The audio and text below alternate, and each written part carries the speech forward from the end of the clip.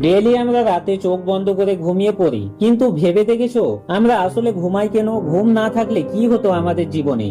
দিনভর আমাদের মস্তিষ্ক কাজ করে, ভাবা, কথা বলা, দেখা, শেখা, কাজ করা ইত্যাদি। একটা মোবাইল যেমন সারাক্ষণ চালালে গরম হয়ে যায়, চার্জ শেষ হয়ে যায়, তেমনি আমাদের মস্তিষ্ক ক্লান্ত হয়ে পড়ে।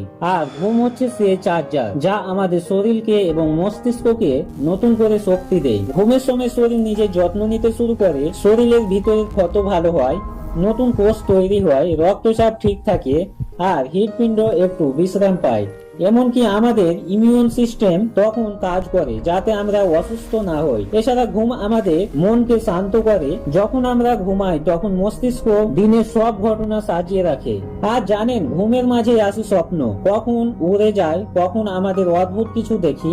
আসলে এগুলো আমাদের মস্তিষ্কের ভিতরের গল্প।